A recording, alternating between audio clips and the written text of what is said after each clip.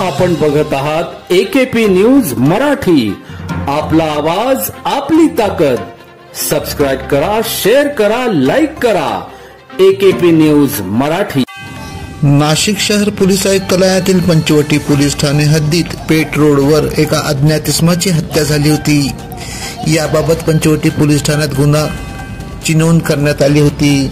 नाशिक गुन्हे शाखा युनिट क्रमांक 1 च्या पोलीस अंमलदारांनी कुठलाही पुरावा नसताना सीसीटीव्हीच्या माध्यमातून तसेच गोपनीय माहितीवरून हत्या करणारा संशयित संतोष रमेश आहिरे वय 32 राहणार स्टेट बँकेच्या खाली एरंडवाडी पंचवटी नाशिक याला ताब्यात घेत विचारपूस केली असता त्याने त्याचा मित्र शांतीलाल ब्राह्मणे याची डोक्यात दगड टाकून हत्या केल्याची कबुली दिली.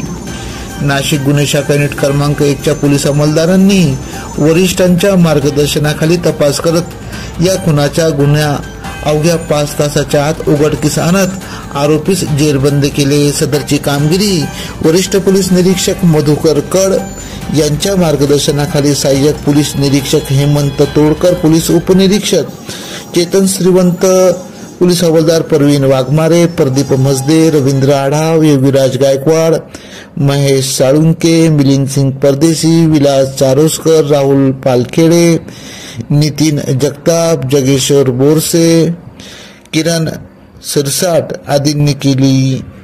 AKP न्यूज साठी ब्युरो चीफ अनवर खान पठाण, नाशिक.